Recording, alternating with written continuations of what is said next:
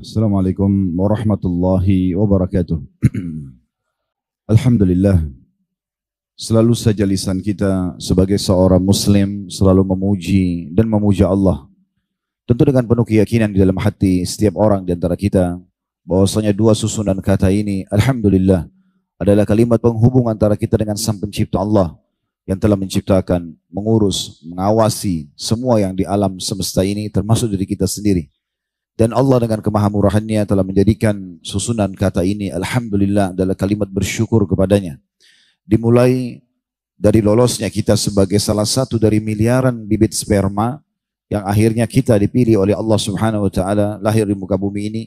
Kemudian semua fasilitas yang kita rasakan, keberadaan orang tua yang merawat kita dari kecil, kalaupun yang sudah wafat orang tuanya, tentu akan Allah datangkan manusia-manusia lain yang mengurus dia. Sehingga akhirnya dia bisa tumbuh besar, terawat, terdidik, terawasi, terpenuhi kebutuhannya. Dan juga banyak sekali hal yang lain tentunya fasilitas selain yang di tubuh kita ini, dari air, udara, dan apa saja yang kita butuhkan sehingga roda kehidupan ini bisa berjalan. Dan puncaknya Allah ajarkan kepada kita agama dan syariat untuk kita menjadikannya sebagai panutan dan tuntunan hidup. Kita jadi tahu sebagai seorang muslim mana makanan, mana minuman, mana pakaian, mana pendapatan dan pergaulan yang boleh dan tidak boleh. Biasa dikenal dalam agama Islam dengan halal dan haram. Dan ini sebuah nikmat yang tidak terhingga. Makanya Allah Subhanahu wa taala mengatakan dalam firman-Nya dan kekal ditelawakan oleh orang-orang beriman, wa in ta'uddu ni'matallahi la tuhsuha. Kalau seandainya kalian ingin menghitung-hitung nikmat Allah, maka kalian tidak akan pernah mampu menghitungnya. Dan Allah memerintahkan kita menikmati semua yang telah Allah siapkan selama halal dan tinggal disyukuri saja. Termasuk saudaraku seiman, Allah masih berikan kita umur hari ini dan bisa berkumpul di salah satu dari rumah Allah ini untuk menghadiri majelis ilmu, majelis yang sangat mulia, dihadiri oleh para malaikat, diturunkan rahmat oleh Allah Subhanahu wa taala, dan Allah membanggakan semua kita di hadapan para malaikatnya sebagaimana dijelaskan di dalam hadis-hadis yang sahih. Selanjutnya kita panjatkan salam hormat kita, senantiasa kita panjatkan dan juga kita selalu ulang-ulangi kepada manusia yang paling layak untuk diucapkan salam hormat kepadanya. Manusia yang telah Allah sempurnakan fisiknya, nasabnya, ilmunya, imannya, amal salehnya, dan telah sukses menjadi seorang anak, orang tua, menjadi sahabat, menjadi seorang saudagar, menjadi politikus, dan apa saja yang dibutuhkan untuk meraih prestasi terbaik di dunia sudah diraih oleh manusia terbaik ini. Dan kalau kita menjadikannya sebagai suri tauladan, maka tidak asing bahwasanya buah tidak akan jauh dari pohonnya. Dan juga mengucapkan satu kali salam hormat kepadanya dibalas oleh Allah dengan 10 salam. Oleh karena itu sangat wajar setelah Alhamdulillah kalau kita selalu mengucapkan salawat dan taslim kepada Nabi besar Muhammad sallallahu alaihi wa ala alihi wa sahbihi wasallam. Saya mengucapkan teman-teman sekalian di awal pertemuan kita seperti yang diucapkan baginda Nabi SAW, marhaban bitalabatil ilm. Selamat datang semua teman-teman yang ingin menuntut ilmu. Kita duduk bersama-sama di sini untuk mengkaji agama Allah.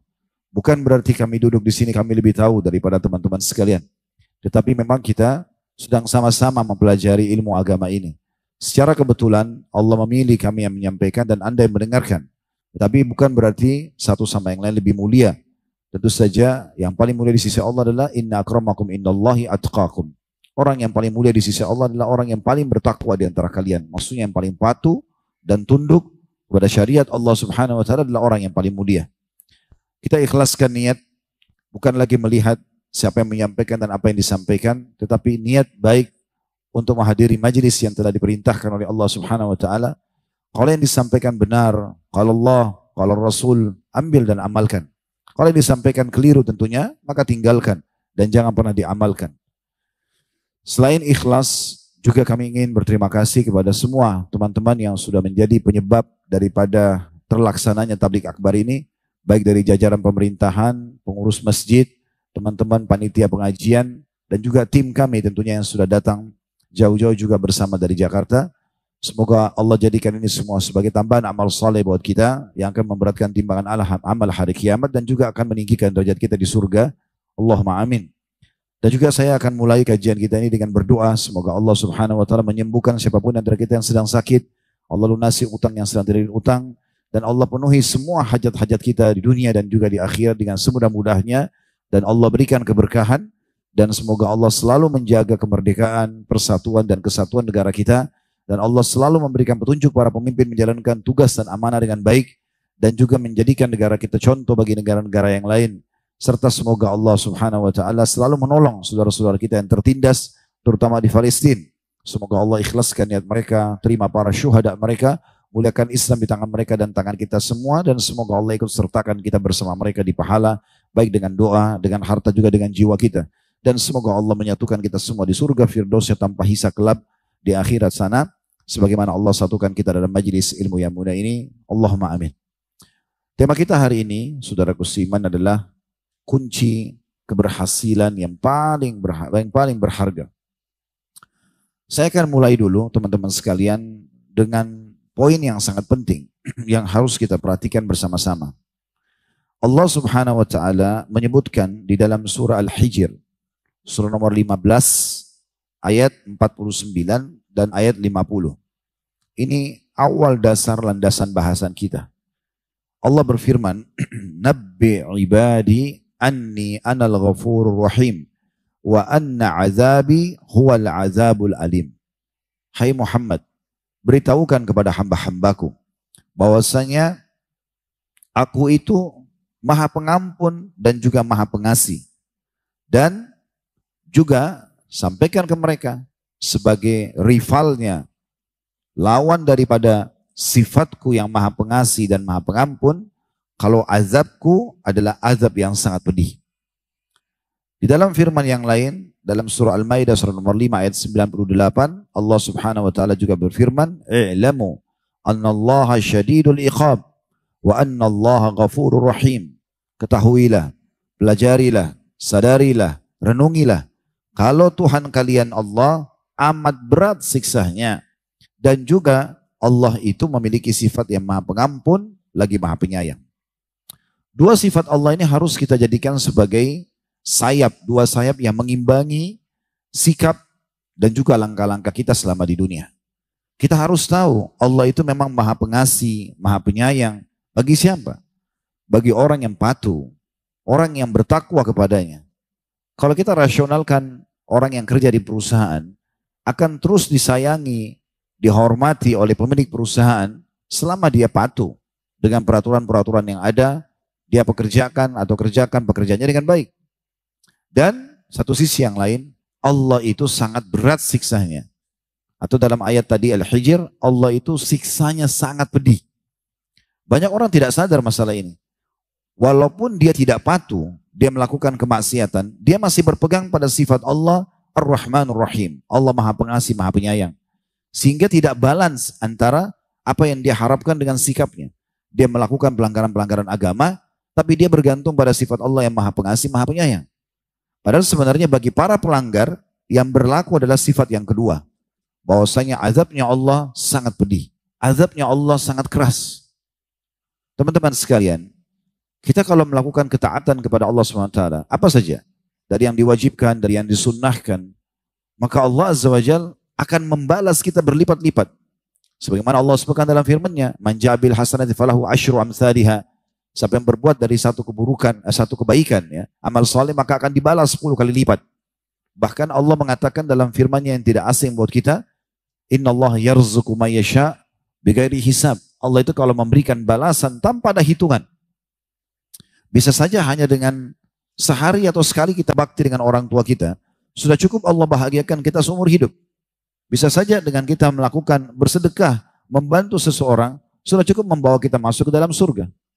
Ingat hadis Bukhari, di mana ada seseorang sahabat yang mengatakan, "Ya Rasulullah, di Madinah ini, di kota Madinah pada saat itu, ada seorang wanita yang sangat buruk, sangat rajin sholat malam, sangat rajin juga puasa di siang hari. Namun lisannya tajam kepada tetangganya, suka menyakiti orang." Maka kata Nabi SAW, "La khaira fiha hiya finnar." Gak ada kebaikan orang itu. Dia bisa masuk neraka. Padahal dia sholat, padahal dia puasa. Tapi ada dosa yang dia lakukan di sini karena dia suka menyakiti orang dengan lisannya. Lalu sahabat yang sama mengatakan, "Ya Rasulullah, di kota Madinah ini ada wanita lain Mungkin dia sholat malamnya pas-pasan. Mungkin dia dalam sepekan 4 hari sholat, mungkin 2 hari tidak. Mungkin juga puasa begitu. Kapan dia ada kesempatan dia lakukan. Tapi tidak pernah menyakiti orang dengan lisannya. Kata Nabi SAW, al-khair fiha wa hiya fil jannah. Ada kebaikan pada orang tersebut dan dia akan masuk dalam surga. Jadi kita harus betul-betul fahami poin ini teman-teman sekalian. Kalau sifat Allah yang maha pengasih dan maha penyayang itu bagi orang-orang yang patuh. Tapi bagi para pelanggar, itu Allah akan berikan hukumannya.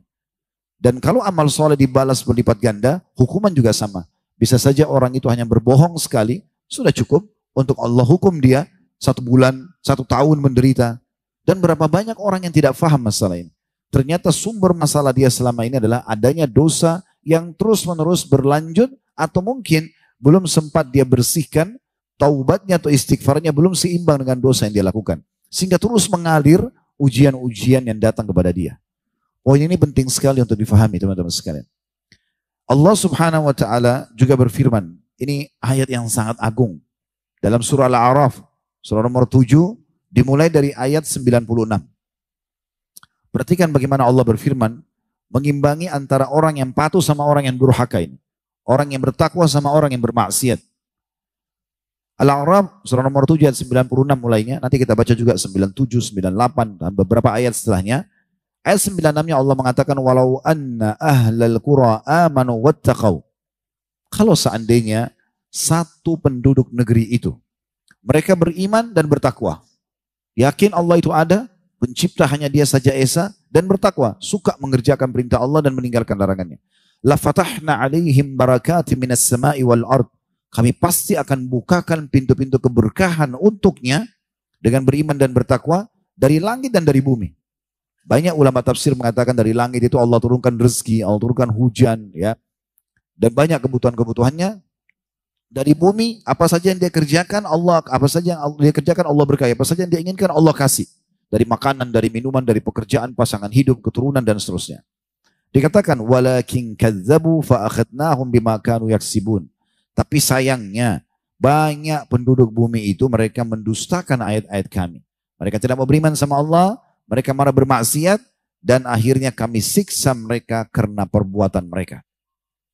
Jadi konsepnya beriman dan bertakwa hidup yang bahagia.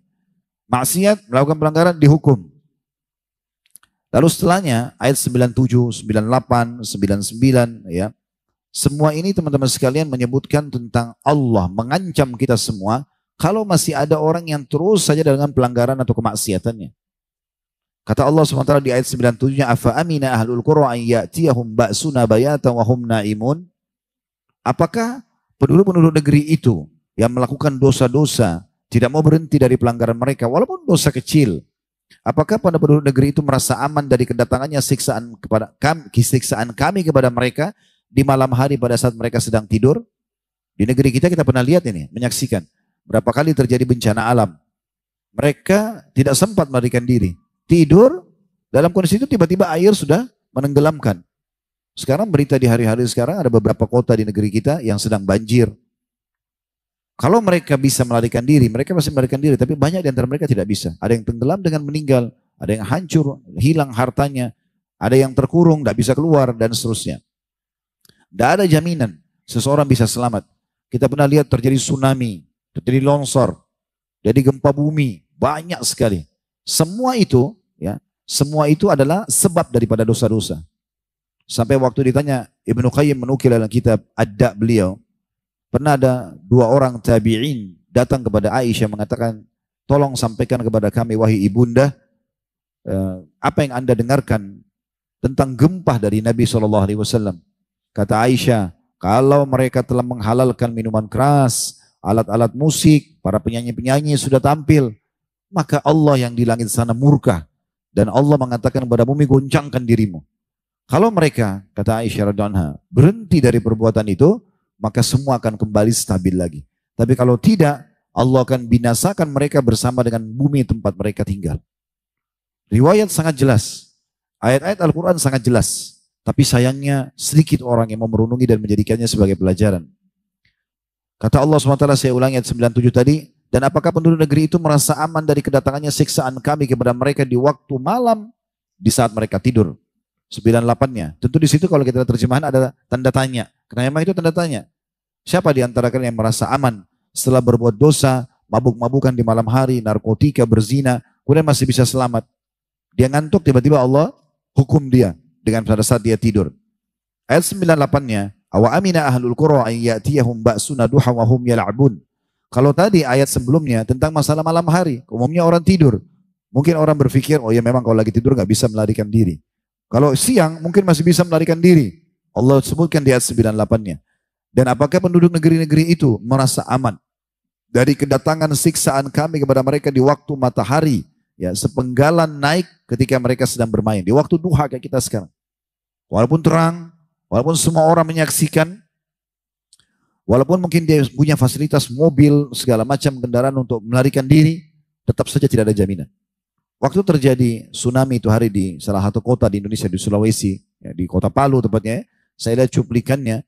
Waktu air tsunami itu mulai naik gelombang besar, sebagian orang yang ada di tempat-tempat yang tinggi melihat. Lalu mereka teriak-teriak. Sambil mereka shooting pakai handphonenya teriak-teriak. Ayo, ayo selamatkan diri kalian air. Orang lagi di pinggir pantai banyak tidak tahu. Yang lagi makan, yang lagi ngopi, yang lagi duduk. Dan akhirnya air datang menenggelamkan mereka berikut kendaraan-kendaraan mereka. Gak bisa mereka buat apa-apa. Coba lihat bagaimana cuplikan-cuplikan dahsyatnya datangnya hukuman Allah Subhanahu wa taala. Dan tidak bisa melarikan diri. Ini semua hanya karena masalah pelanggaran. Di ayat 99 Allah SWT mengatakan afa aminu makarallah fala ya'manu makarallahi illal qaumul khasirun. Apakah mereka merasa aman dari azab Allah yang tidak terduga-duga? Tanda tanya. Tiada yang merasa aman dari azab Allah kecuali orang-orang yang pasti rugi. Pasti merugi, ya. Enggak kok, Allah enggak akan hukum saya, gitu kan. Walaupun saya kan cuma buat dosa ini saja, masa sih? Nah, selalu begitu. Jadi keteledoran seperti ini bahaya ya. Teman-teman saya sampaikan contoh selalu kantor, kalau kerja, karena biasanya umumnya kita tahu tentang masalah itu.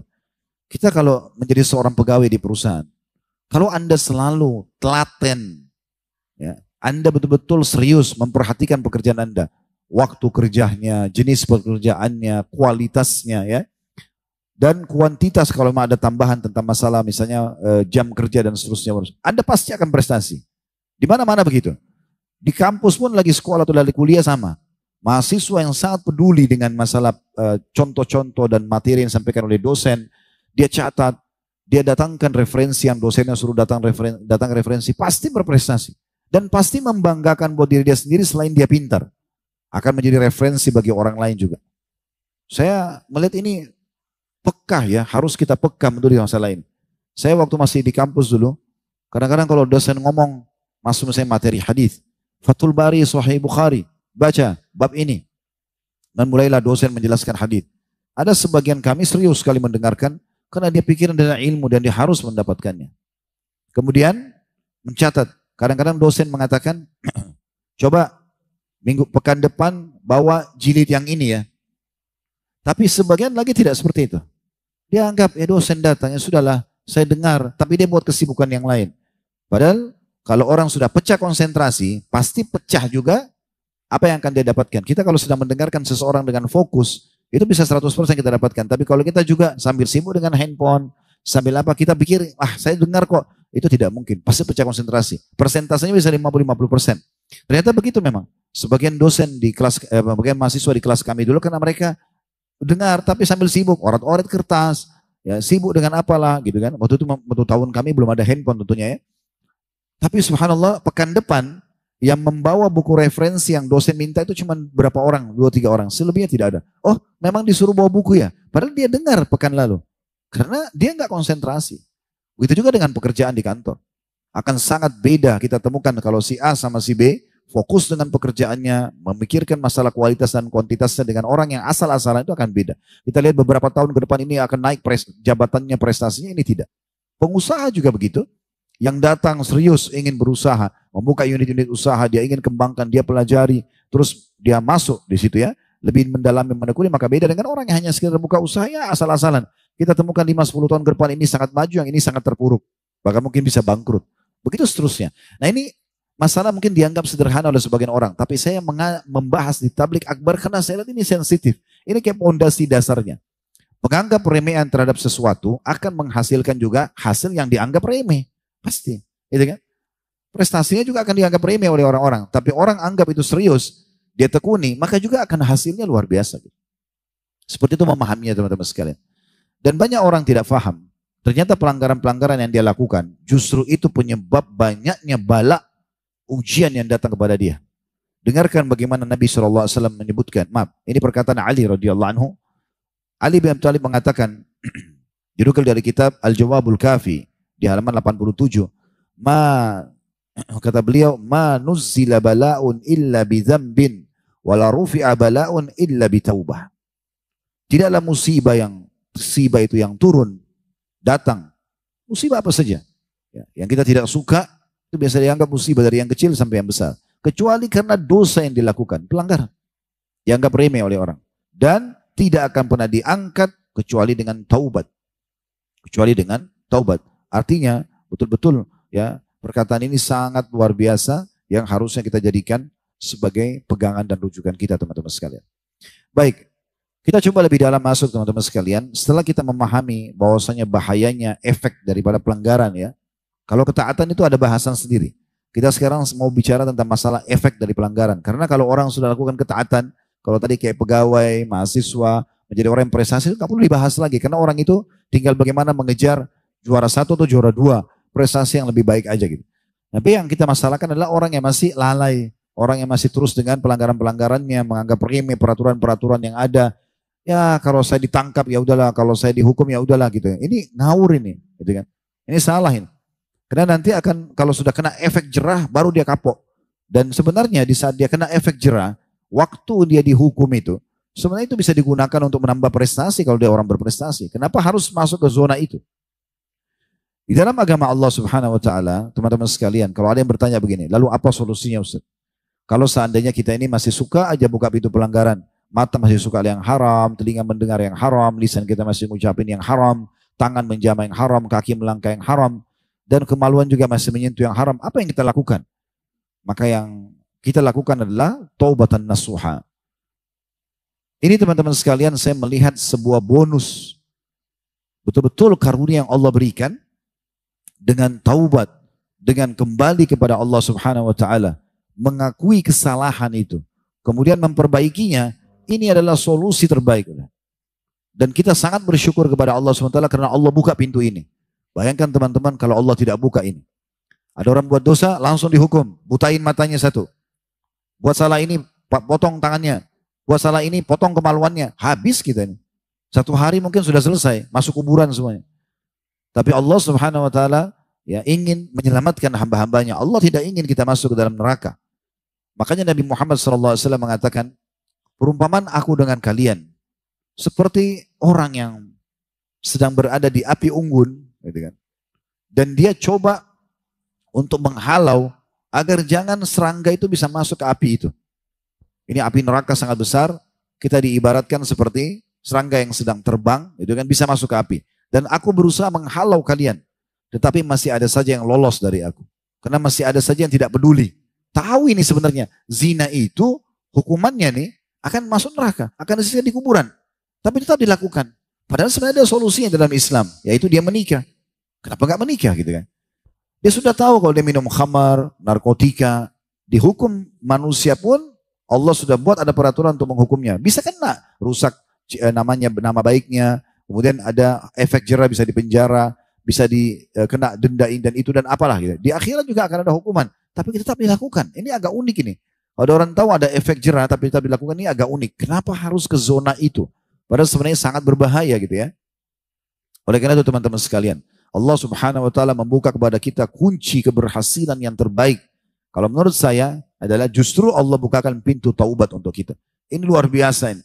Ya, saya setelah merenungi sekian tahun berdakwah, merenungi tentang dalil-dalil yang ada, saya temukan betul-betul teman-teman sekalian dengan dibukanya pintu taubat itu, agar kita mau menyadari dan kembali ke jalan Allah, selesai semuanya.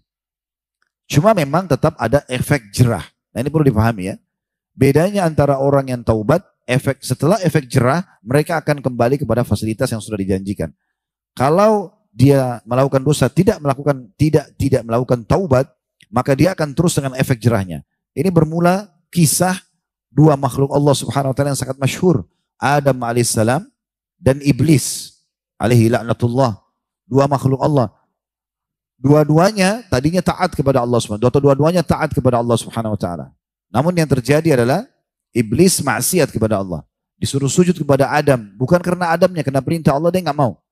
Lalu dia berargumen lah depan Allah, padahal ternyata dia orang saleh. Iblis kata Ibnu Abbas adalah makhluk Allah yang soleh dari kalangan jin. Terbukti Allah izinkan dia untuk naik ke langit dan bersama dengan malaikat di waktu diciptakannya Adam. Itu berarti menandakan ada kedudukan di sisi Allah Subhanahu wa taala. Namun pada saat dia lihat Allah Subhanahu wa taala ciptakan makhluk ini, muncul perasaan sombong dia. Dia mengatakan saya lebih baik dari ini. Kenapa saya harus sujud ya Allah? Dia dari tanah, saya dari api. Padahal sebenarnya cuma pembangkangan. Dengan pembangkangan itu, dia bukannya taubat. Dia malah ya menjadikan itu sebagai bahan untuk terus berargumen depan Allah mengatakan kau akan kena murkaku. Dia mengatakan kalau begitu ya Allah panjangkan umurku sampai hari kiamat. Tujuannya apa? Supaya aku sesatkan orang ini, Adam dan keturunannya. Dia bukan mengatakan ya Allah maafin saya memang salah tadi saya keliru. Enggak. Akhirnya dia kena laknat Allah sampai hari kiamat.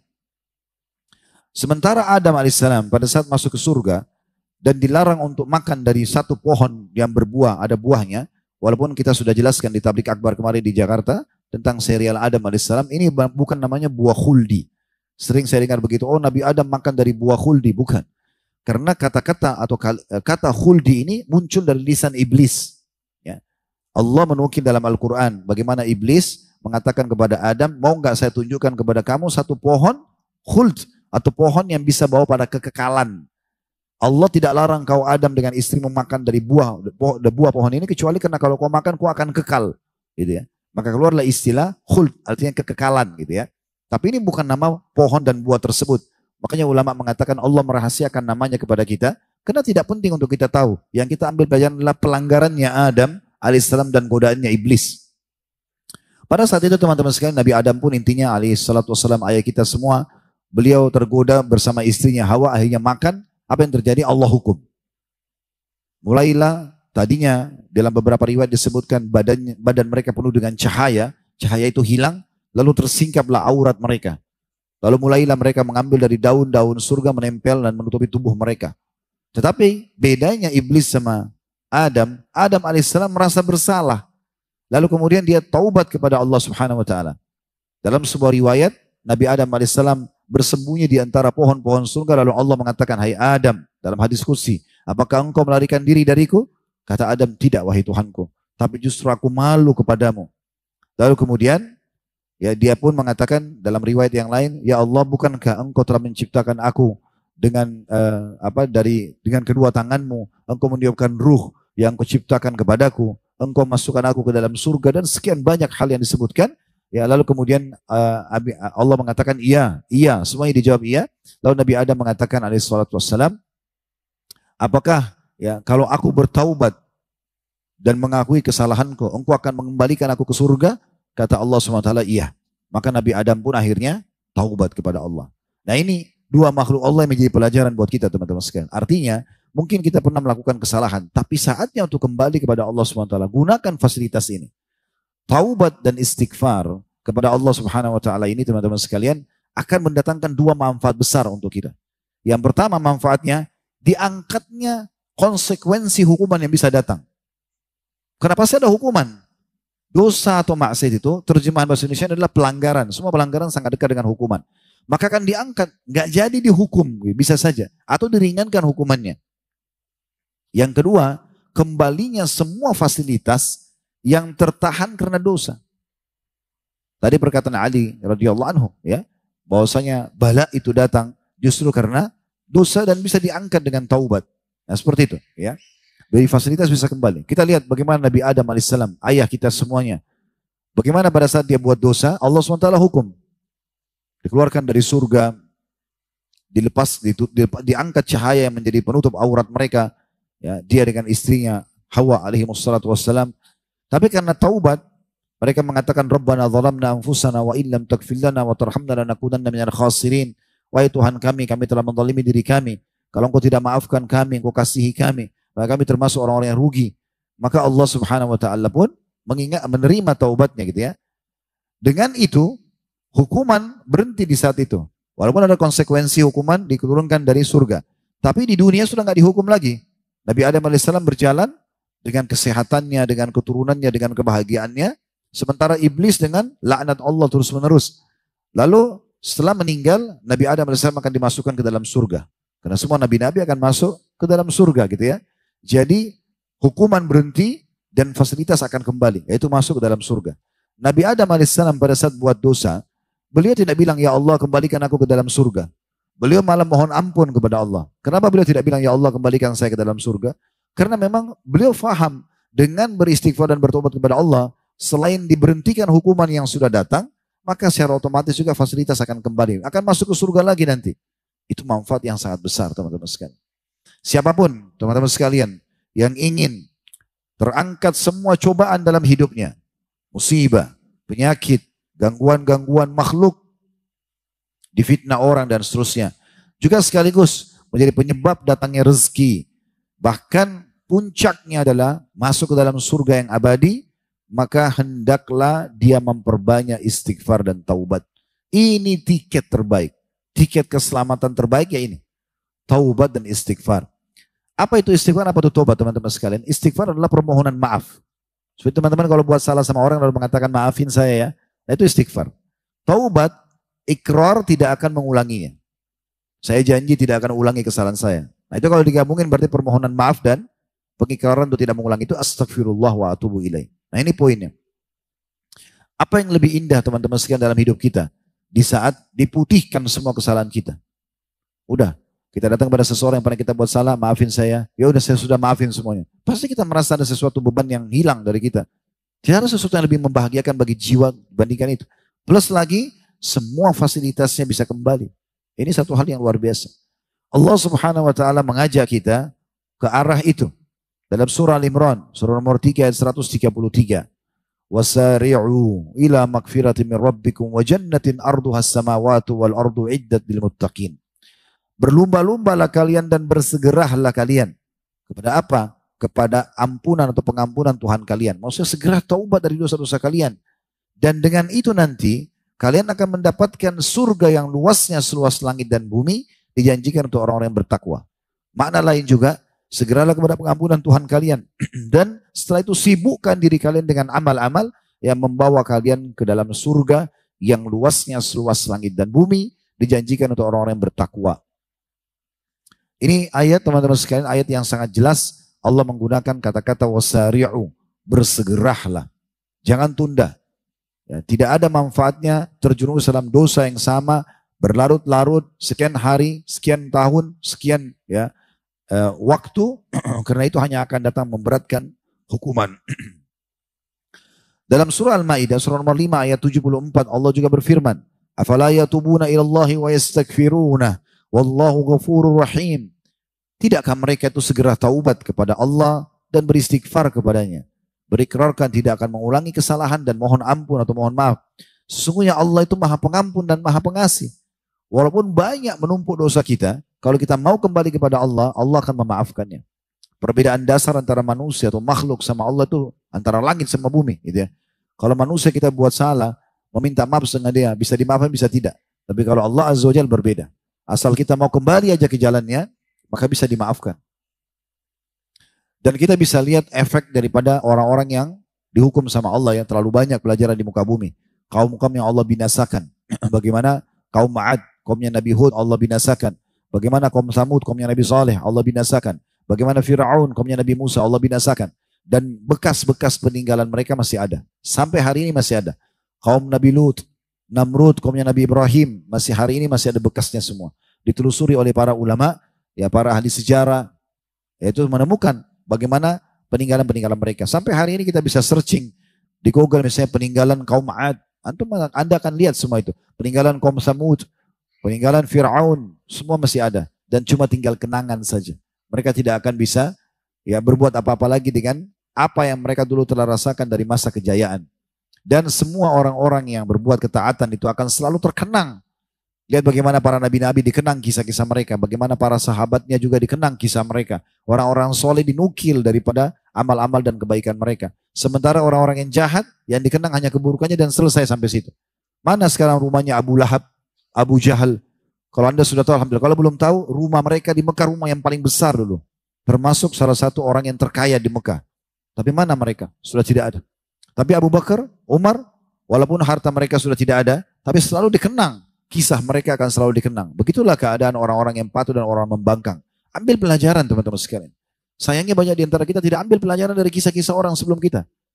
Dia masuk ke kampus misalnya, dia udah tahu ini, kalau dia jadi mahasiswa yang berprestasi, ikut dosen, ikut peraturan segala macam, nanti dia bersama dengan orang-orang yang berhasil itu. Yang cum laude, yang nilainya bagus-bagus, namanya harum di kampus, namanya harum depan mahasiswa, juga jadi pintar orangnya. Dan pasti akan mendapatkan banyak prestasi-prestasi yang lainnya. Tapi dia nggak ikut yang ini. Dan sudah tahu sebenarnya ada mahasiswa yang dikeluarkan, di DO biasa istilahnya gitu dari kampus gitu kan. Karena ugal-ugalan. Tapi masih ada juga orang yang ikuti langkahnya. Nah kesudahannya sama ini. Kesudahannya sama. Masuk kerja di kantor, ikutin teman-teman yang berprestasi, kita akan sama dengan mereka. Kita ikuti teman-teman yang ugal-ugalan yang pernah di PHK, kita akan sama nasibnya sama mereka. Kenapa masih tetap pilih yang ini gitu? Masih banyak, terbukti masih banyak orang yang melakukan pelanggaran-pelanggaran tersebut. Dan menganggap remeh. Tahu kalau lewatin lampu merah itu ditilang, tetap dilakukan. Kenapa dilakukan? Ya kan gitu. Dan masih nebak-nebak, kayaknya saya tidak akan ditangkap. Kalau ditangkap bagaimana? Kan gitu. Memilukan, memalukan, untuk apa gitu? Untuk apa menjadi orang-orang yang jadi pelanggar? Kenapa nggak jadi orang yang baik aja? Gitu kan. Nah seperti itulah. Allah juga berfirman di surah Al-Muzammil, surah nomor 39. Ya. Ayat 20. Wastaghfirullah, innallaha ghafurur rahim. Dan beristighfarlah kalian kepada Tuhan kalian. Ya. Sesungguhnya Dia Maha Pengampun, juga Maha Pengasih. Dalam hadis yang sangat mulia, dalam ayat yang lain juga, dalam surah Hud, surah nomor 11 ayat 3, Allah berfirman, wa anistaghfiru rabbakum thumma tubu ilaih. Allah mengatakan Nabi Hud, melalui lisan Nabi Hud, ya, dan beristighfarlah kalian kepada Tuhan kalian dan tobatlah kepadanya. Yumatti'kum mata'an hasanan ila ajali musamma. Maka Dia akan memberikan kenikmatan yang terus menerus kepada kalian, yang sempurna sampai ajal kalian datang. Ibnu Abbas mengatakan tafsir daripada yumatti'kum mata'an hasana dalam surah Hud surah nomor 11 ayat 3. Dia akan memberikan kenikmatan yang sempurna dan terus menerus. Dikatakan memberi kalian kenikmatan yang baik dari rezeki dan juga kelapangan segala sesuatunya. Al-Qurtubi mengatakan dalam tafsir ayat ini, inilah buah istighfar dan taubat. Yaitu Allah memberikan kalian kenikmatan berupa keluasan rezeki dan juga kelapangan hidup. Di dalam hadis qudsi diriwayatkan oleh Tirmidzi dan dikatakan hadis ini hasan sahih. Baginda Nabi SAW bersabda dan menukil dari Tuhannya Allah tabaraka wa ta'ala, ya ibna Adam, law balagat dhunubuka ananas samai thumma astaghfartani ghafartu laka wala ubali. Wahai anak Adam, kalau seandainya dosamu sudah mencapai tingginya awan, lalu kau beristighfar kepadaku, tetap aku akan memaafkan dan aku tidak akan peduli. Dan ini satu karunia yang luar biasa ya. Saya kembali berikan contoh lagi, kalau kita melakukan pelanggaran pada manusia, misalnya kita pernah melakukan manipulasi data di kantor, atau kita pernah menyakiti seseorang, atau lah misalnya, lalu kemudian kita di PHK dikeluarkan. Walaupun kita katakan maafin saya ya, terus kita kembalikan misalnya apapun yang kita pernah ambil dari kantor, dari manipulasi data, tetap kita tercoreng. Dan pastikan kita tidak akan bisa kerja di tempat yang sama lagi. Ya mungkin kita kerja tempat lain, oke, tapi di situ sudah tidak bisa. Tapi Allah Azza wa Jalla berbeda. Kalau kita taubat dan istighfar kepadanya tulus dari hati kita, tetap fasilitasnya kita dikasih. Silakan tinggal di bumiku, silakan makan makanan yang aku siapkan, silakan semuanya masih bisa diperbaiki. Dan Islam dalam agama Allah ini kita diajarkan untuk tidak lagi mengenang masa lalu seseorang, tapi kita lihat keadaan dia sekarang. Makanya para sahabat tidak pernah lagi mengenang tentang maksiatnya Umar di masa jahiliyah, ya, atau sahabat-sahabat yang lain banyak sekali, ya. Di antaranya Khalid bin Walid, Amr bin As, Safwan, ya, bin Umayyah bin Khalaf, Ikrimah bin Abi Jahal dan banyak yang lainnya. Mereka dulu bermaksiat sebelum Islam. Tetapi setelah masuk Islam yang dikenang adalah justru kebaikannya setelah taubat. Di dalam sebuah hadis yang sahih, ya, diriwayatkan oleh Imam Ahmad, man akthar, kata Nabi SAW, man akthar istighfara ja'alallahu lahu min kulli diqin makhraja. Siapa yang perbanyak istighfar, dia selalu meminta maaf kepada Allah, maka Allah akan menjadikan atau berikan untuknya dari setiap kesempitan, kelapangan atau jalan keluar. wa min kulli hammin faraja. Dan rasa sedih dan sumpek pasti akan mendapatkan jalan keluar. Wa razaqahu min haitsu la yahtasib. Dan akan diberikan rezeki kepadanya dari tempat tidak disangka-sangka. Jadi 3 hal langsung kita bisa dapatkan dengan istighfar dan tobat dalam hadis ini. Tapi kita memang memperbanyaknya. Selalu merasa butuh dengan permohonan maaf tersebut. Maka setiap kesempitan akan lapang. Setiap kesumpekan dan sedih juga akan hilang. Serta diberikan rezeki dari tempat tidak disangka-sangka.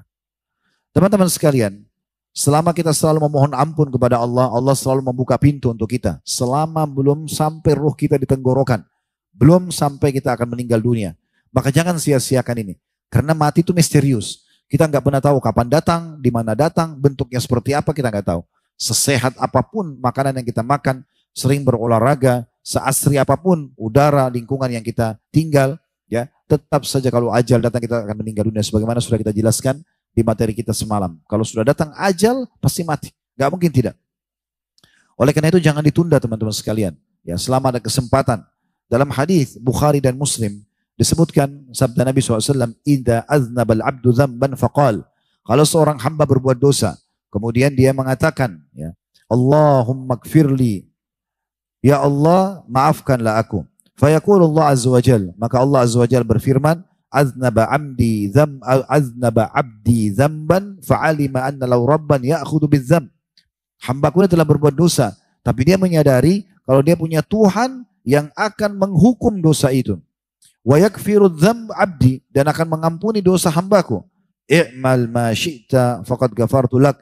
Maka sekarang boleh kau berbuat kebaikan-kebaikan karena aku sudah maafkan masa lalumu. Artinya Allah sangat memudahkan permintaan maaf ini. Yang penting sebelum ajal datang, maka semuanya akan dimaafkan oleh Allah Subhanahu wa taala. Hudzaifah radhiyallahu anhu, seorang sahabat mulia, di dalam sebuah riwayat diriwayatkan An-Nasai dan disahihkan oleh beliau, pernah berkata begini kepada Nabi SAW, "Ya Rasulullah, saya seorang laki-laki yang kadang-kadang memiliki lisan yang tajam pada istri saya.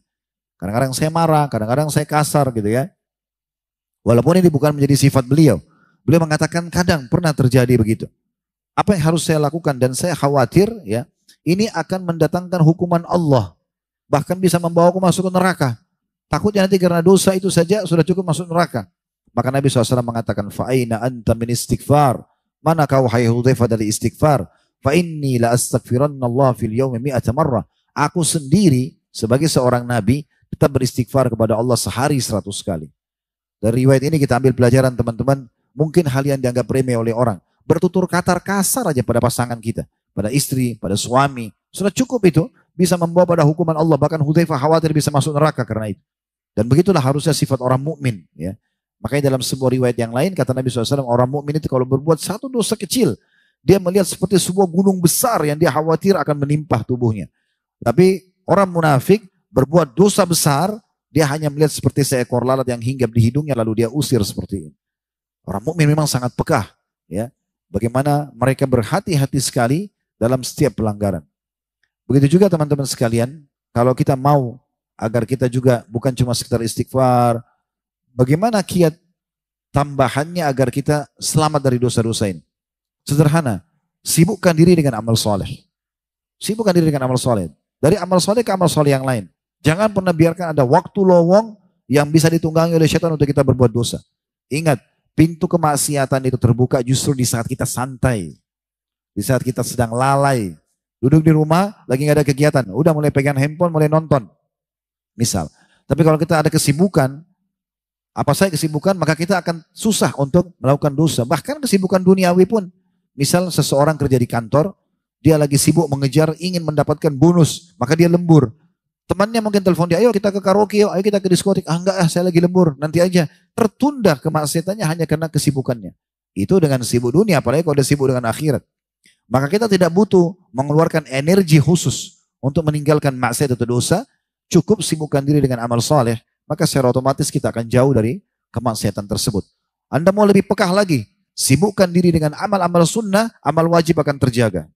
Itu lebih dalam lagi. Kalau orang yang biasa jaga sholat duha, sholat tahajud, sholat qobliyah, sholat ba'diyah, sholat wajibnya akan terjaga. Maka lebih jauh lagi dari dosa itu. Orang biasa puasa Senin Kamis, puasa Ramadan tidak akan pernah tertinggalkan. Maka itu lebih jauh dari dosa lagi, karena dia sibuk terus dengan amalan-amalan sunnah.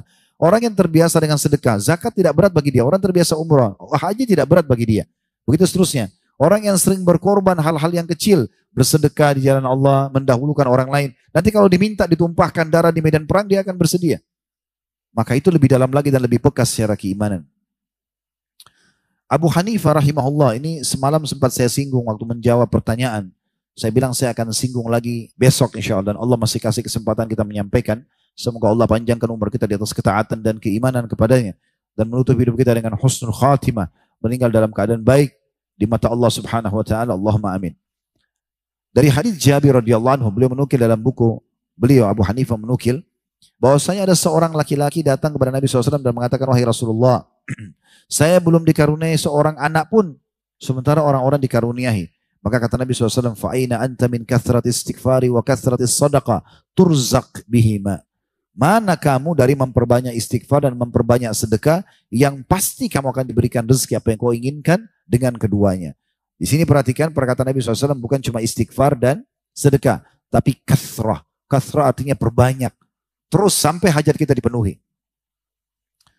Makanya Abdullah bin Abbas radhiyallahu anhu dinukil juga dalam sebuah asar, bagaimana beliau kalau punya hajat apapun, maka beliau selalu keluar selain beristighfar mencari sumber-sumber sedekah dan sengaja sedekah terus melakukannya sampai hajatnya dipenuhi oleh Allah Subhanahu wa taala.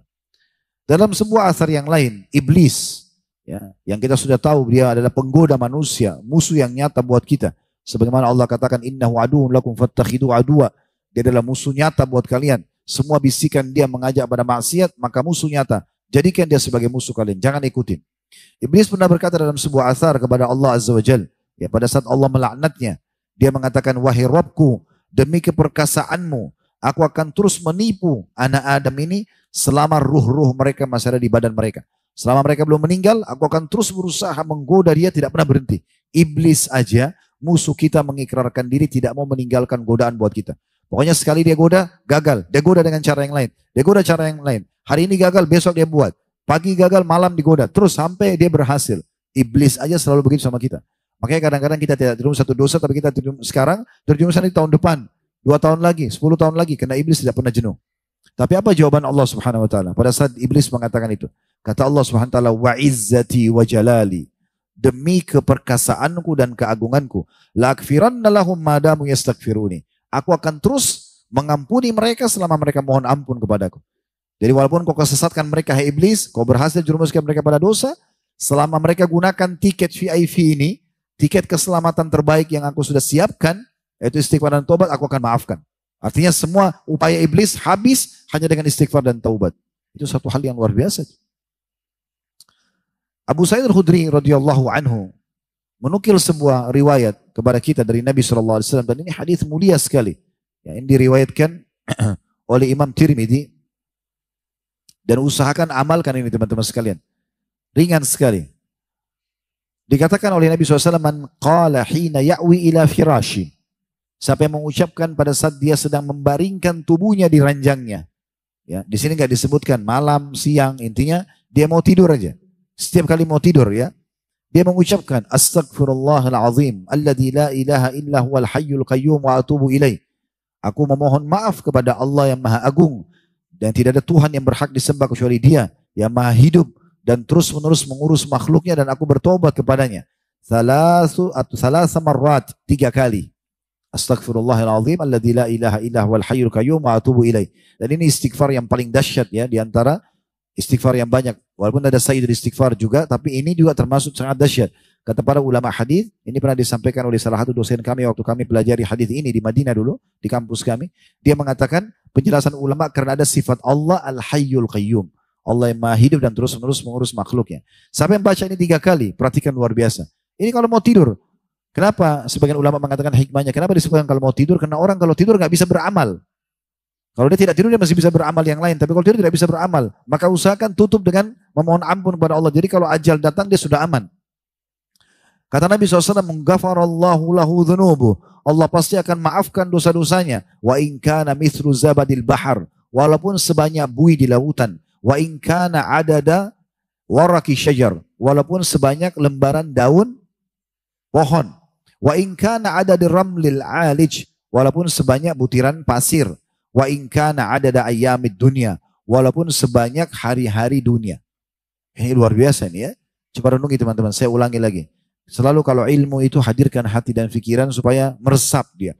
Bukan cuma masuk telinga kanan, masuk keluar telinga kiri. Oh, istighfar saya sudah tahu. Enggak. Kita butuh pengamalan. Ilmu itu akan ada berkah kalau diamalkan.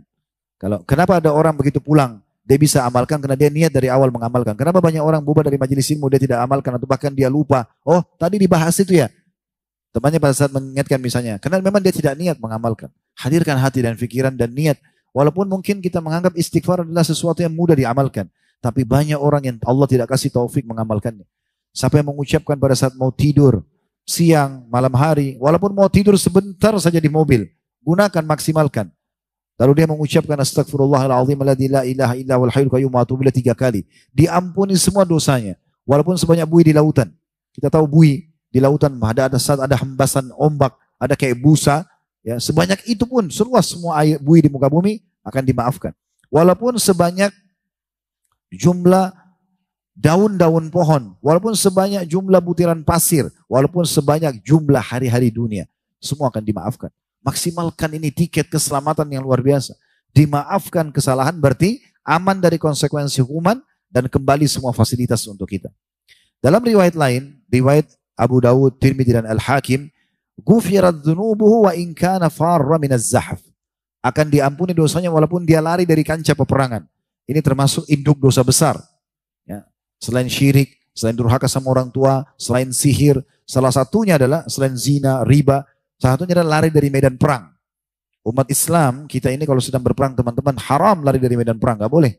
Kecuali dengan alasan untuk bergabung dengan pasukan lain atau mundur mengatur strategi perang untuk menyerang lagi. Gak ada sifat pengecut dalam Islam. Kalau sudah di kancah peperangan selesai. Dan salah satu hukum jihad menjadi fardu ain, wajib secara individu kalau sudah bertemu dengan musuh. Sudah target kita mati syahid atau menang. Kalau terbunuh bukan kalah, tapi itu target utama kita mati syahid untuk masuk surga. Atau kita akan membawa kemenangan. Seperti itulah. Ya. Nah kalau ada orang melarikan diri dari medan perang ini induk dosa besar. Sebagaimana disebutkan dalam hadits yang sahih, sebagaimana disebutkan dalam ayat Al-Quran. Tetapi subhanallah pengucapan istighfar ini 3 kali. Tulus pada saat mau tidur, diampuni dosanya walaupun lari dari medan perang. Ini luar biasa. Abu Musa al-Asy'ari radhiyallahu anhu berkata, dahulu, ini beliau cerita setelah Nabi SAW meninggal. Beliau mengatakan dahulu kita memiliki 2 pelindung dari siksa dan hukuman Allah.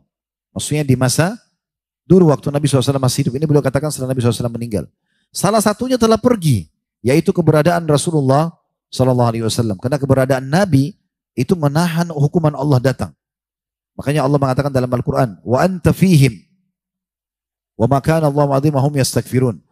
Allah tidak akan hukum mereka, hai Muhammad, selama kau hidup di tengah-tengah mereka. Karena Nabi selalu kalau diberikan pilihan, hukum gak ini? Jangan ya Allah, maafin. Nabi selalu masih gitu. Maka tidak jadi dihukum gitu. Kata Abu Musa al-Asy'ari, dulu waktu Nabi masih hidup, kita punya 2 senjata terbaik, pelindung terbaik dari hukuman Allah. Yang pertama keberadaan Nabi SAW. Tapi itu sudah tidak ada sekarang. Nabi sudah tidak ada. Siapapun orang soleh di depan mata kita tidak bisa menahan hukuman Allah. Yang bisa cuma Nabi SAW. Dan yang kedua adalah istighfar. Kalau seandainya yang kedua ini juga pergi, niscaya hukuman tersebut sempurna kepada kita. Ini perkataan sahabat yang mulia Abu Musa al-Asy'ari radhiyallahu anhu. Rabi ibn Husaim rahimahullah, seorang ulama tabi'in, mengatakan, merendahlah kalian kepada Rabb kalian. Berdoalah kepadanya di kala senggang. Karena Allah SWT telah berfirman dalam hadis qudsi, man da'ani fir rakha'i ajabtuh. Man da'ani fir rakha'i ajabtuhu fi syiddah. Siapa yang berdoa kepadaku di saat sedang lapang, aku akan selalu mengijabah, menjawab permintaannya di saat dia sedang sempit. Wa man sa'alani a'taitu. Siapa yang minta, maka aku akan kasih. Wa man tawadha'a li rafa'tu. Siapa yang merendah karena aku akan angkat derajatnya. Wa man tafarraga li rahimtu. Siapa yang meluangkan waktunya untuk beribadah dan tunduk kepadaku, aku akan kasihi. Wa man istaghfarani ghafartu lahu. Dan siapa yang mohon ampun kepadaku, maka aku akan memaafkannya. Kita coba renungi dulu riwayat ini. Riwayat ini unik sekali. Tapi memang akan berpengaruh pada pikiran dan jiwa orang-orang yang menanamkan dalam hatinya keimanan, teman-teman sekalian. Saya berharap ayat demi ayat, hadis demi hadis yang sudah kita baca, asar demi asar, jangan masuk telinga kanan, keluar telinga kiri. Minta, mohon kepada Allah SWT dan majelis ini agar Allah tanamkan dalam hati Anda. Supaya ditanamkan dan dimudahkan amalkan. Itu beruntung sekali kalau Allah pilih kita, orang-orang yang tersentuh dan mau mengamalkan. Karena kalau tidak, sia-sia ilmu itu. Tidak akan ada manfaatnya teman-teman sekalian. Oh tadi pengajian rame ya, oh tadi ceramahnya bagus, apa manfaatnya itu? Gak ada manfaatnya. Manfaatnya itu kalau Anda pulang berubah, itu yang benar. Dan tidak bisa berubah kalau kita tidak niat dan tidak mohon kepada Allah SWT. Kalau tadi hadir di sini cuma testimoni mau coba-coba pengajian kita atau tabligh akbar kita, atau karena diajak oleh temannya saja, atau dia seremoni meramaikan majelis, diubah niatnya. Sayang banget kalau hanya itu. Lupakan siapa yang ajak kita, lupakan siapa pengadaan pengacaranya, lupakan pematerinya. Ini manfaat gak buat saya? Nambah gak keimanan saya? Lalu kemudian ambil faedah, amalkan. Itu orang-orang yang cerdas. Itu orang-orang yang luar biasa gitu. Ini penting sekali teman-teman sekalian. Saya lihat ada satu teman saya sebutkan nama beliau karena beliau dari negara lain ya. Abu Bakar Sar namanya. Ini seorang dari Senegal beliau. Waktu kami masuk tingkat 1 kuliah di tahun 94 dulu. Di Fakultas Dakwah. Setelah kuliah kami berjalan, kuliah itu berjalan kurang lebih 3 atau 4 bulan. Itu cukup lama. Setiap hari materi. Satu hari bisa 4-5 dosen yang masuk.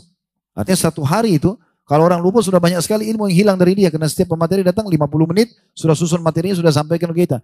Kalau kali 1 pekan, dulu kami kuliah 5 hari. Karena 2 hari libur waktu itu. Kali 3 bulan, berapa banyak yang ketinggalan gitu. Tapi beliau ini ketinggalan teman-teman sekalian bukan karena keinginannya. Lupanya telat visanya keluar, tiket pesawat juga dari negaranya sehingga datang telat. Tapi dia kebetulan subhanallah waktu datang tidak dapat kursi kecuali sebelah saya. Duduk sebelah saya. Cuma saya lihat ada satu pelajaran penting dari orang ini. Dia merasa 3 bulan ini walaupun luput dari saya tidak boleh saya luput. Dia nggak merasa itu adalah sebuah beban buat dia, tapi dia coba berusaha mulai hari itu untuk terus mengikuti kelas pelajaran dan ke belakang itu dia akan tulis menyusun nanti di kamar. Ya, dia ambil dari teman-teman mahasiswa yang berprestasi supaya dia bisa mengingat dan mempelajari pelajaran 3 bulan. Itu yang dilakukan. Begitu dia masuk di sebelah saya, duduk, saya ingat betul itu. Dia cuma bawa satu kertas kecil, buku tulis bisa, cuma satu buku tulis sama pulpen. Begitu dia masuk, dia cuma assalamualaikum sama saya langsung duduk.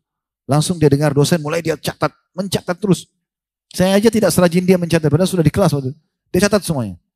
Begitu dosen keluar, dia datang ke mahasiswa termasuk dan kepada saya tanya, tadi waktu saya telat 5 menit, dia sempat telat 5 menit untuk masuk. Itu apa yang dibahas?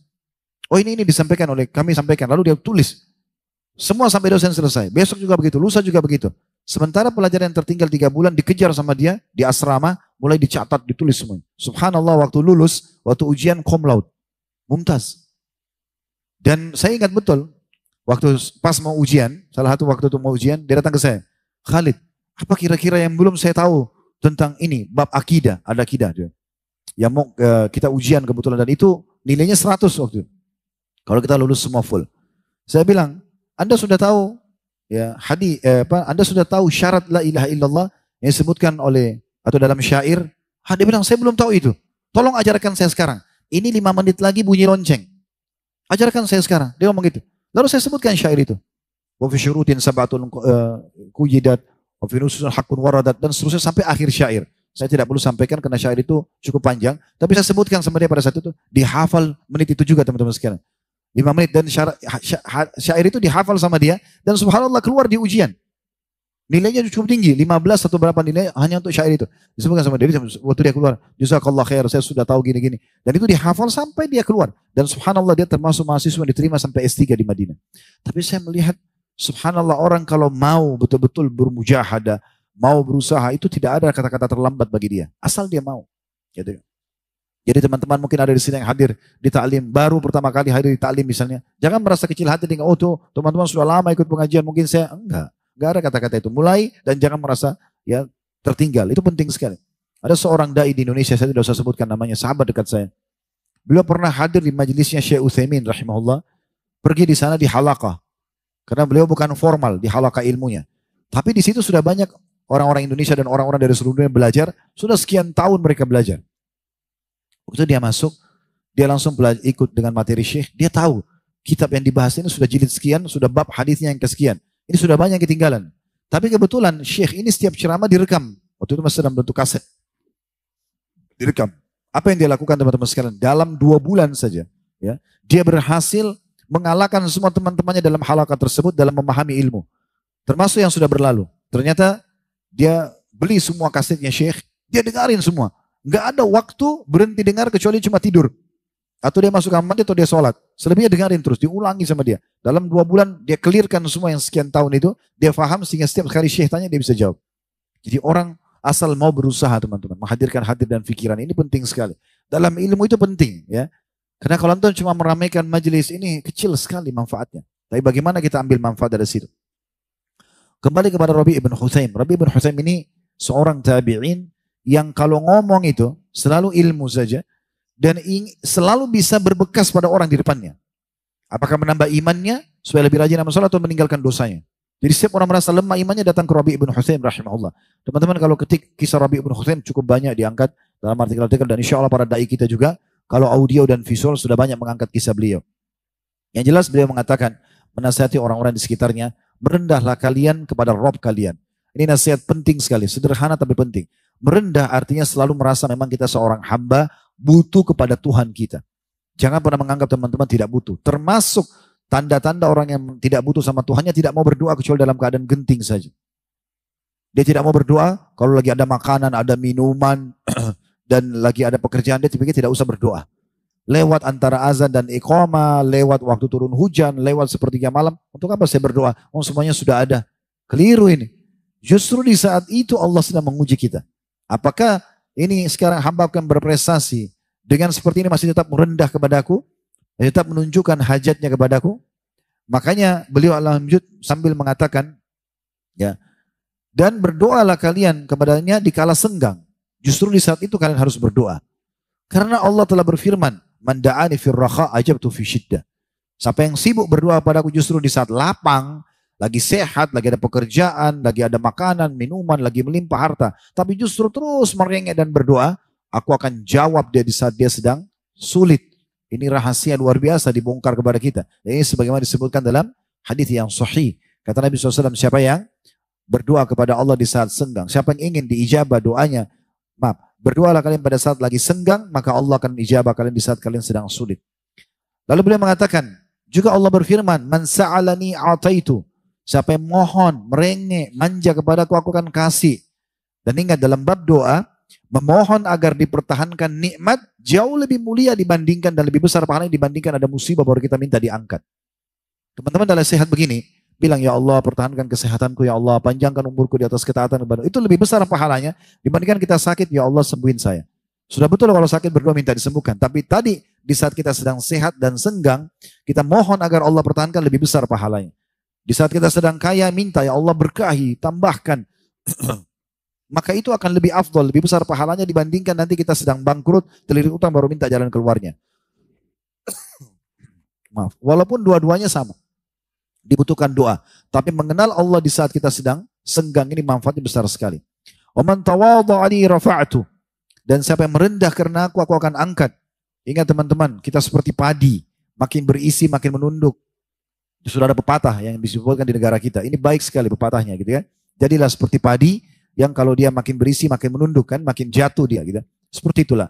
Makin pintar, makin kaya, makin sehat, makin punya kedudukan, maka makin merendah. Bukan gunakan untuk sombong di muka bumi. Ingat, maksiat pertama di maksiat Allah SWT adalah kesombongan iblis. Dan dengan itu Allah laknat dia seumur hidupnya.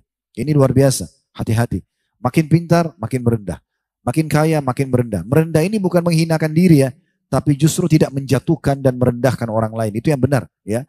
Justru kita merasa ini sebuah nikmat yang Allah berikan.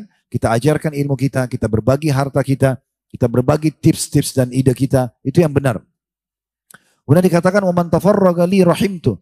Siapa yang meluangkan waktunya di waktu-waktu yang aku perintahkan, azan, waktu sholat, ada majelis ilmu, waktu berzikir, waktu baca Quran, jenguk orang sakit, bakti orang tua, selalu kita luangkan waktu, maka Allah mengatakan aku akan kasihi dia. Dan ini saksi bahasan kita penutupannya, "Wa man istaghfarani ghafartu lahu."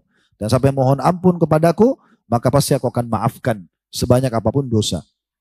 Ibnul Jauzi rahimahullah berkata, iblis berkata, "Aku membinasakan anak cucu Adam dengan dosa-dosa. Dan mereka balik membinasakanku dengan istighfar dan la ilaha illallah." Iblis berkata seperti itu.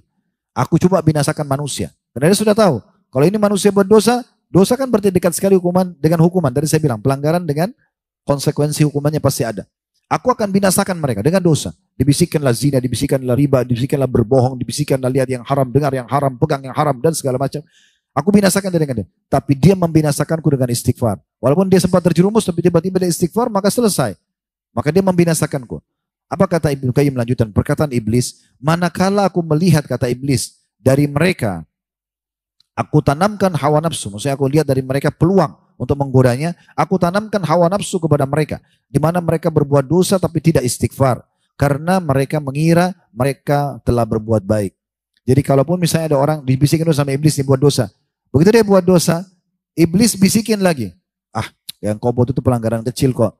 Kau nggak akan dihukum kok. Supaya dia tidak istighfar. Karena istighfar solusinya. Mirip kalau orang sakit. Ya. Maka orang yang membuat kita minum racun, itu kalau dia mau kita mati, dia berusaha menghalangi kita. Nggak usah ke dokter, nggak apa-apa kok, kamu nggak apa-apa gitu. Ya, itu yang dilakukan oleh iblis. Yang benar adalah tetap kita berobat segera ke dokter. Ya. Jangan bilang saya nggak butuh, enggak. Nabi SAW mengatakan, ya Allah tidak turunkan penyakit kecuali Allah turunkan obat bersama berobat oleh hamba-hamba Allah. Jadi nggak boleh gitu kan. Itu contohnya.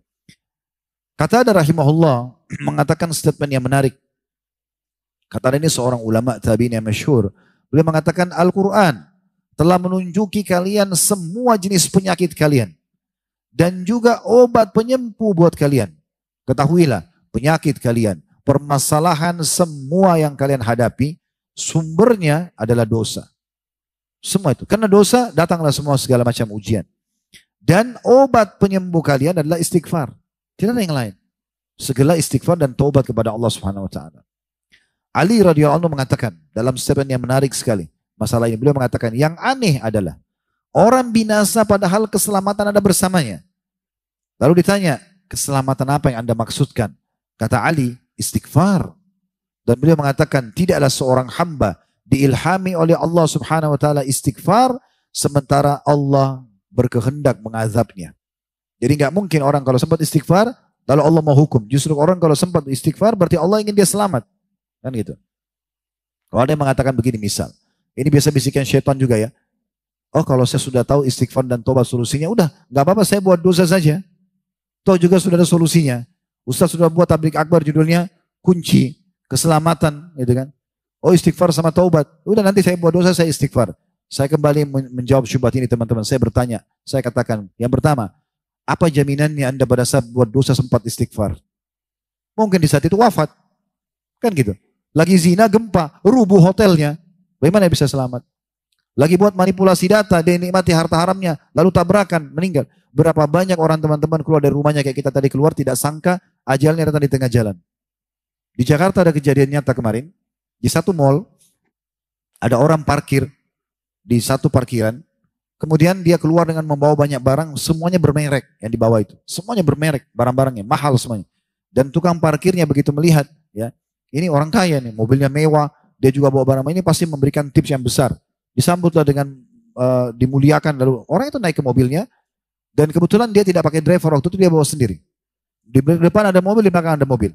Begitu dia starter mobilnya, tukang parkir suruh mundur pelan-pelan supaya dia bisa keluar dari himpitan dua mobil. Tiba-tiba mobilnya tergas dengan kencang menabrak mobil yang di belakang gitu. Sampai rusak total. Tukang parkir yang tadinya mau hormati dia menjadi marah. Bapak nggak lihat ya, ini tabrak mobil orang. Tapi ternyata mobil itu tetap terinjak gasnya. Begitu dilihat kejadian tersebut, berarti ada sesuatu nih. Dibuka pintu tersebut, pintu mobil untung tidak terkunci, dibuka, orang itu sudah meninggal. Meninggal seketika yang tidak pernah disangka. Saya pernah saksikan depan mata teman-teman di depan rumah ayah saya di Makassar. Saya kebetulan lagi di teras rumah, karena rumah ayah kami di pinggir jalan. Kebetulan ada juga klinik. Ada ibu saya kena dokter, maka ayah saya membukain klinik. Dan di situ ada pesantren, ada aula, ada banyak aktivitas kami di situ. Jadi saya duduk di teras sambil lihat ke jalan. Subhanallah saya saksikan sendiri tuh. Ada satu orang naik motor, anak muda. Waktu itu masih motor Suzuki yang model lama, merek Shogun waktu itu masih terkenal di masa itu. Dia jalan, di depannya ada mobil truk. Dan di sebelah kanan dia ini sudah masuk ke alur sebelah. Dan pemisahnya cuma garis, 2 garis saja. Di sebelah kirinya kosong sebenarnya gitu kan.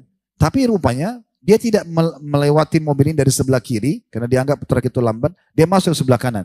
Tiba-tiba saja waktu dia masuk kanan ada mobil dari sana datang. Tabrak dia meninggal di tempat. Di depan mata saya lihat itu. Orang semua kerumun membawa dia masuk ke klinik orang tua kami. Terus saya lihat sendiri orang itu sempat ya gelepar sedikit terus meninggal dunia. Saya lihat waktu itu subhanallah, motornya diamankan, dia dinaikkan di satu mobil pickup, dilihat KTP-nya dibawa ke alamatnya. Tapi saya sempat berpikir untuk merenungi dan terus saya jadikan bahan ceramah. Saya yakin anak muda ini tidak tahu dan tidak menyangka kalau dia akan tabrakan. Kira-kira teman-teman, kalau dia tahu akan tabrakan, dia keluar dari rumah? Gak bakalan dia keluar. Siapa yang mau tiba-tiba tahu ini, kalau keluar 100 meter sini kau akan ditabrak mobil truk ya? Gak bakalan dia keluar. Tapi karena dia tidak tahu. Begitulah mati itu. Sangat misterius gitu kan. Jadi jangan selalu berpikir, oh saya kalau buat dosa gampang tuh, saya istighfar dan taubat nanti gampang. Kalau sempat, kalau nggak sempat, gitu kan? Itu yang pertama. Yang kedua, dari mana kita tahu teman-teman sekalian? Kalau dosa yang kita lakukan cukup dengan istighfar 1 kali, ya kan? Bisa saja bobot dosanya membutuhkan 100 istighfar. Pas kita buat dosa tersebut, sempat kita istighfar, tapi cuma baru 2-3 kali meninggal. Masih butuh 97 istighfar. Berarti masih ada konsekuensi hukumannya. Daripada Anda berpikir untuk membuka peluang dosa, amal soleh aja. Jadi orang baik aja untuk apa buat dosa? Amal soleh itu dipelajari untuk diterapkan. Dosa dipelajari untuk dijauhi, tidak usah dicoba. Gak usah bilang, babi haram, saya mau coba dulu rasanya seperti apa. Zina itu haram, saya mau coba dulu zina. Gak usah, dipelajari untuk dijauhi, selesai. Kenapa pasti ada konsekuensi hukumannya. Gitu kan? Beda dengan amal soleh, dipelajari justru untuk diterapkan. Saya kembali ke perkataan tadi. Ali radhiyallahu anhu mengatakan, yang aneh, orang binasa padahal keselamatan ada bersamanya.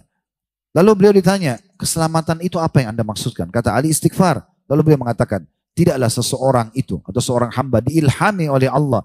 Dia sempat istighfar sementara Allah hendak atau berkehendak mengazabnya. Artinya pasti Allah akan selamatkan dia. Seorang yang sangat bijaksana, ya, ini sudah mendekati akhir materi kita ya. Saya cuma tinggal menukil perkataan-perkataan salaf yang luar biasa berhubungan dengan masalah ini. Luqman al-Hakim, yang Allah sebutkan namanya dalam Al-Quran, Luqman. Pendapat yang paling kuat dia adalah salah satu dari hamba Allah yang saleh. Kita bisa katakan wali Allah lah ya. Sampai Allah kekalkan namanya dalam Al-Quran, dikatakan nama Luqman. Dikatakan al-Hakim, sifatnya karena bijaksana sekali. Dia pernah berwasiat pada anaknya begini, wahai anakku, Allah memiliki beberapa waktu, tidak akan ditolak orang yang memohon kepadanya di waktu itu. Maka saran saya, Umar Hakim bilang sama anaknya, di waktu mustajab doa istighfarlah. Bukan dia bilang minta kekayaan, minta keselamatan, istighfarlah. Justru di waktu mustajab istighfarlah. Kenapa dia wasiatkan anaknya seperti ini? Karena Luqman Hakim tahu, dosa itu akan ada konsekuensi hukuman. Jadi kalau kamu pernah buat dosa, istighfar akan memaafkan kamu dan akan diijabah di waktu mustajab itu. Dan juga dengan itu fasilitas akan datang. Kita sudah jelaskan tadi, istighfar mendatangkan 2 manfaat. Menghilangkan hukuman yang bisa datang, sekaligus mendatangkan rezeki, ya, atau memberikan fasilitas dari Allah Subhanahu wa taala. Aisyah berkata radhiyallahu anha, tuba. Tuba bisa bermakna 2, keberuntungan, kebahagiaan, kesenangan. Ini makna pertama, atau makna lainnya tuba adalah sebuah istana di surga bagi orang yang mendapat banyak istighfar di buku amalnya. Abu Minhal rahimahullah berkata, tidaklah seorang hamba didampingi dalam kuburnya lebih ia cintai daripada istighfar. Seseorang nanti pada saat meninggal, kita pasti meninggal semua. Kuburan yang kita lewatin selama ini, itu manusia seperti kita pun akan ke sana nanti, cepat atau lambat. Saya dan teman-teman sekalian sedang menuju ke liang lahat masing-masing, tinggal tunggu siapa yang duluan jatuh ke liang lahat itu. Dan kata beliau, Abu Minhal mengatakan, pastikan di saat masuk ke kuburan, tidak ada yang paling membuat orang bahagia ditemani oleh, atau kecuali oleh istighfarnya. Dan pasti dimaafkan, tidak ada hukuman yang datang kepada dia. Al-Hasan Basri rahimahullah, tinggal 2 statement lagi, habis ini kita akan buka pertanyaan. Al-Hasan Basri rahimahullah berkata, perbanyaklah istighfar di rumah-rumah kalian, di meja-meja makan kalian, di jalan-jalan kalian, di pasar-pasar kalian, dan di majelis-majelis kalian. Maksudnya setiap kumpul, ngobrol sama orang, transaksi, karena kalian tidak tahu kapan ampunan itu akan turun. Jadi Hasan Basri berikan sebuah statement yang menarik. Artinya jangan pilih-pilih, jangan istighfar hanya habis sholat saja, jangan hanya kalau sholat malam saja, tapi setiap ada kesempatan. Astagfirullah wa atubu ilaih, selalu ucapkan. Sekali, 2 kali, ngobrol lagi misalnya. Astagfirullah wa atubu ilaih. Sampai para sahabat mengatakan, kami mendengarkan dalam satu majelis Nabi SAW, beliau mengulangi, Rabbik firli wa tub alaiya. Wahai Tuhanku, maafkan aku dan terimalah tobatku. Itu 100 kali dalam satu majelis. Selalu beliau sering beliau ulangi. Pernah Nabi SAW, apalagi kita. Jadi Hasan Basri mengatakan, jangan pilih-pilih waktu dan tempat. Setiap ada kesempatan ulangi, perbanyak istighfar di rumah-rumah kalian.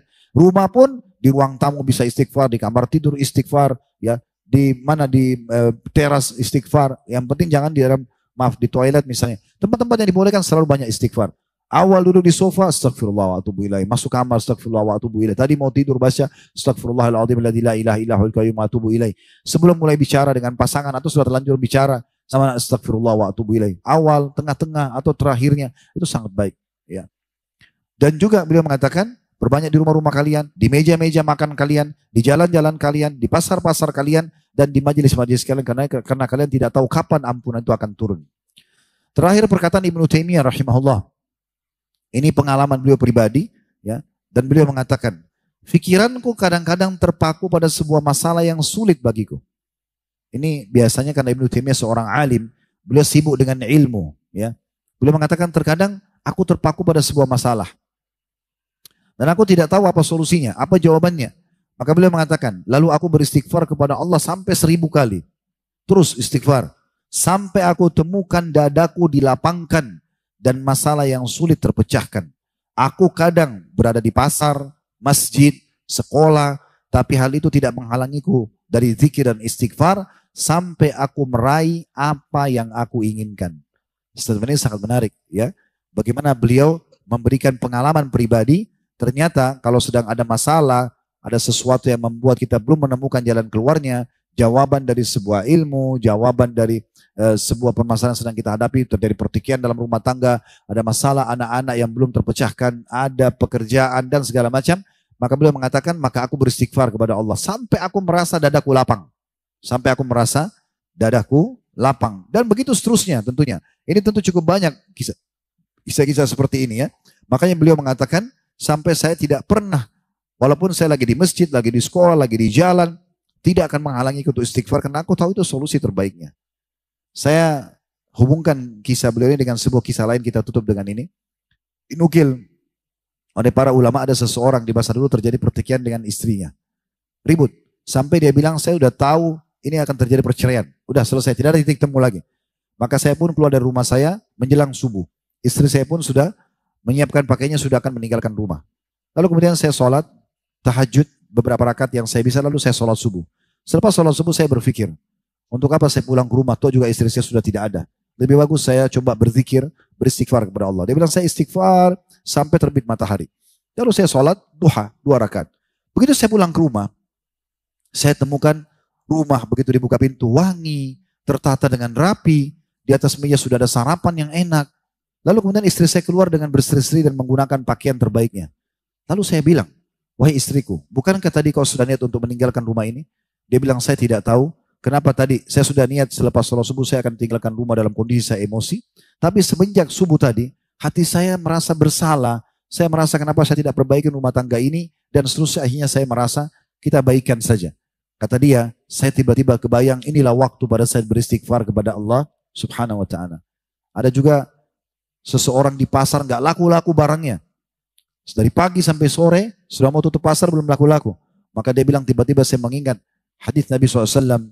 Siapa yang beristighfar kepada Allah, memperbanyak istighfar, maka Allah akan berikan kepada dia jalan keluar dari permasalahannya, ya, dari kesedihan kepada kesenangan, dan diberikan rezeki tidak sangka-sangka. Dia bilang, sampai saya istighfar. Demi Allah, dia bilang, sebelum terbenam matahari beberapa saat, maka seluruh orang pasar itu mengeroyoki barang dagangan saya dan saya pulang dengan membawa keuntungan. Dan sekian banyak kisah yang berhubungan dengan hal-hal yang seperti ini, membayangkan bagaimana atau menggambarkan bagaimana dahsyatnya kembali kepada Allah SWT. Maka ini tiket keselamatan yang terbaik, teman-teman. Jangan disia-siakan. Allahu a'lam. Semoga apa yang kita bahas hari ini bermanfaat buat kita semua. Allah mudahkan kita untuk mengamalkan. Dan Allah jadikan sebagai tambahan amal yang memberikan timbangan amal hari kiamat. Dan juga penyebab daripada bertambahnya derajat kita di surga. Kalau ada benar dari Allah, ambil dan amalkan. Kalau ada salah dari saya, mohon dimaafkan. Subhanakallahumma bihamdika. Asyhadu an la ilaha illa anta astaghfiruka wa atubu ilaik. Wassalamualaikum warahmatullahi wabarakatuh.